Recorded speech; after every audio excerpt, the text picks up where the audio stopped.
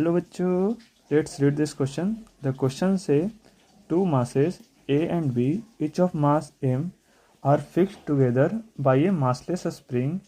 A force acts on the mass B as shown in figure. If the mass A start moving away from B with acceleration A, then the acceleration of mass B will be, and the options are: option A, mf upon f plus ma, option B, f plus ma upon m, option C, ma minus f upon m, and option D, f minus ma upon a m. So the key concept used here is spring force, right? So question में हमें दे रखा है एक spring है जिससे दो मास connected हैं, ये B है एंड ये A है, राइट. B पर एक फोर्स लग रहा है F न्यूटन का, ओके, एंड A का एक्सेलरेशन A से मूव कर रहा है. ये हमें क्वेश्चन में गिवन है एंड दोनों का मास m है, राइट. इतने चीज़ हमें क्वेश्चन में गिवन है. सो सबसे पहले हम A पे देखेंगे. जब ये मूव करने लगेगा तो स्प्रिंग में क्या होगा, एक्सटेंशन आएगी. एक्सटेंशन की वजह से स्प्रिंग फोर्स लगाएगा A एंड B दोनों पर. तो लेट एज्यूम कर लेते हैं जब ये मूव करने लग गया तो उसकी वजह से स्प्रिंग में X का एक्सटेंशन आ गया, राइट.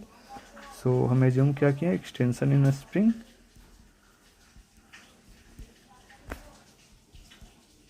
कितना आ गया X, ये हम क्या किए, एज्यूम किए, या ऐसा हम कह देते हैं, राइट. से सो X एक्सटेंशन आने से क्या होगा, स्प्रिंग B एंड A दोनों पे फोर्स लगाएगा.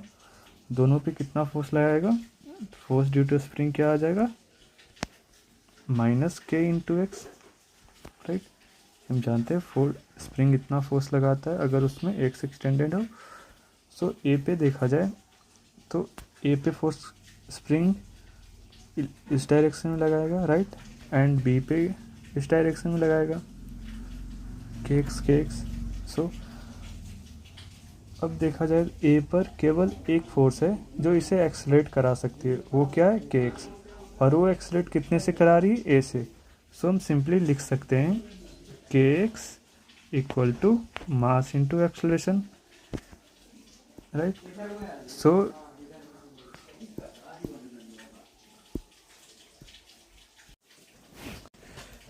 राइट, इसे हम इक्वेशन 1 नाम दे देते हैं, ओके. और ये हमारा इक्वेशन 1 कहाँ से आया, हम A को कंसीडर करके आया. नाउ अब हम B पे देखते हैं. B पे क्या हो रहा है, ये हमारा B है जिसकी मास कैपिटल M है.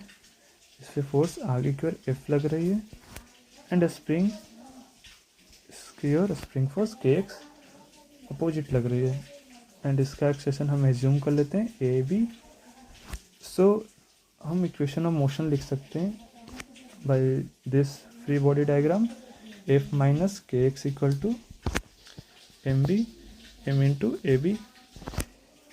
और हम पहले ही निकाल चुके हैं kx का वैल्यू क्या आया था, राइट. हम जानते हैं हमारे पास kx इक्वल टू क्या आया था, m into acceleration of A that is given in question and this is A simply, okay. So हम यहाँ से लिख सकते हैं F minus kx equal to capital M equal to capital AB, कि दोनों का मास A एंड B का मास सेम ही, राइट.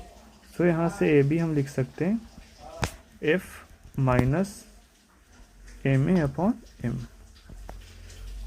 राइट. सो ये हमारे पास आ गया AB का value. So the final answer is F minus ma upon m, option D. Hope you understood it well. All the best.